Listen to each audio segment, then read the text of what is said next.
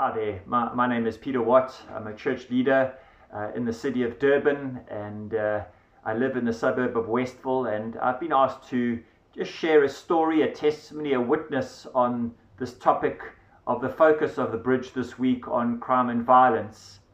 And the story goes back to 2021, when obviously all of us are aware that the riots took place in KZN in particular, although other parts of the country as well. And I live in the suburb of Westville, as I mentioned, and of course there was understandable fear and a sense of threat and insecurity, and roadblocks were being set up, and people were coming out to protect their community against what they perceived was a threat. And we know that the news was full of all the dramatic events that were happening, the looting, the burning, the threats, etc. And it really just took one phone call to a friend, also a pastor in the neighboring community of Chesterville, Pastor Tami Mahlobo, just to say, what can we, based on literally decades of genuine relationship and friendship, what can we do? How do we respond?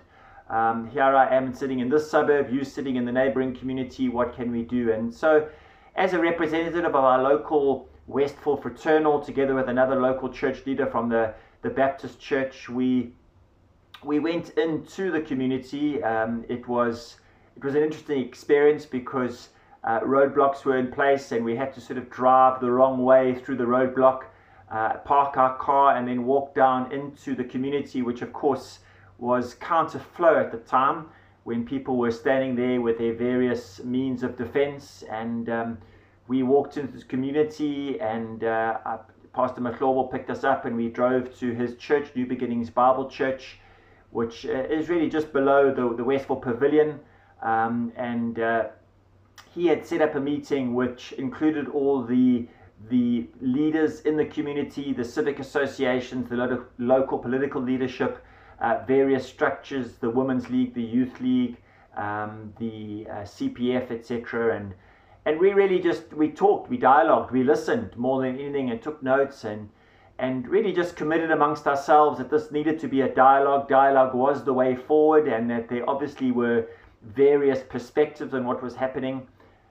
So myself and the other church leader went back into the community of Westville, and we went to meet with the head of the Westville CPF, Community Policing Forum, who you could see was inundated and overwhelmed, understandably, with so many different views and stresses and challenges. And you could see he was really being stretched, and we waited our turn and listened to some of the other proposals, which really were very, I suppose, quite aggressive in their approach, and very defensive. And he had the grace to listen to our proposal, which really was around dialogue and common ground and mutual understanding, and a commitment from the leaders of Chesterville that they didn't want violence. It was counterproductive. And so there were a few iterations of meetings backwards and forwards, both on the Chesterville side, meeting with the community leaders, more people got involved, and then meeting with the CPF on this side. And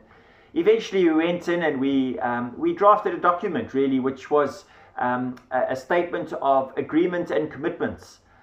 We had the various councillors involved, the head of the taxi association, and we just drafted together a commitment, a statement of agreement that violence wasn't a way to go, that none of us wanted violence, no one had anything to benefit by violence or looting or aggression of any way. And we made commitments. We listed some commitments. It was a short document, about 1 page, and we got all the various role players. There probably were around 12 from the different political parties, the different structures on both sides of the line, both in Chesterville and in Westville, and we signed that document. And one evening then we went down to the Westville Pavilion, to the shopping centre on the bridge. The shopping centre had been closed for a while because of the threat of violence, and the Pavilion Shopping Centre management were one of the signatories to the commitment for a way forward. And we had a meeting on the bridge between the Westville CPF and the Chesterville leadership. We met on the bridge.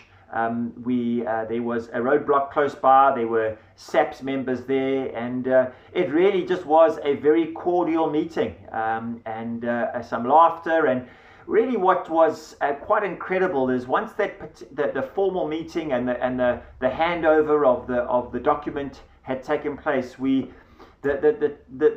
leaders from the Chesterville community actually then drove up with us and went to the roadblock, which was underneath the bridge.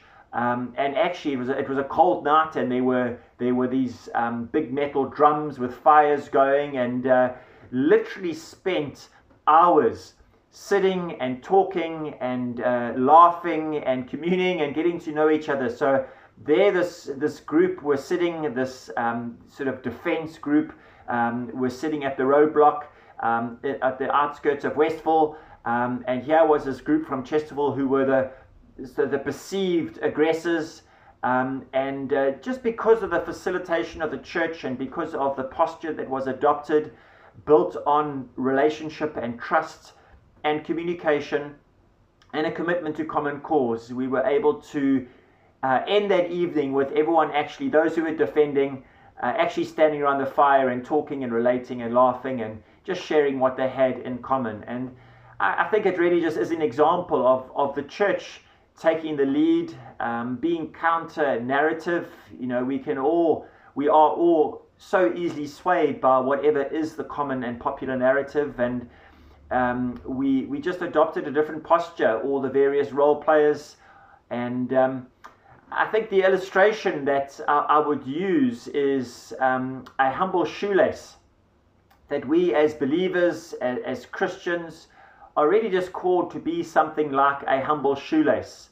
I don't have a scripture or a verse for it, but really, if you think about what a shoelace does, a shoelace hooks into one side of the shoe and hooks onto the other side of the shoe and pulls them together and ties them together constructively into a knot so that the shoe can be useful. And I think as believers, that's really what we are called to do.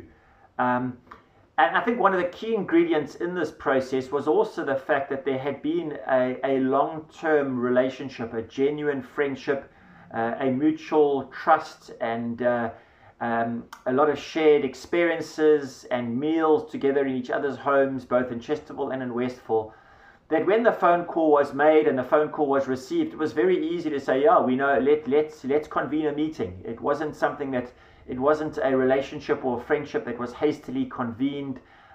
It was built on years of relationship. And I think, so when it comes to crime and violence, I think all of us as South Africans, all of us as Christians, we really should be taking the initiative to build relationships and to take initiative to build relationships, especially with communities and that are maybe alongside us and not the same community.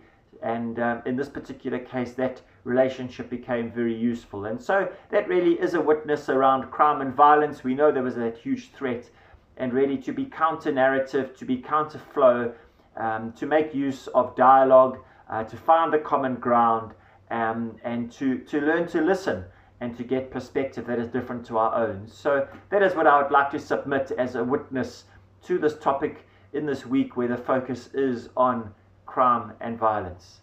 Thank you.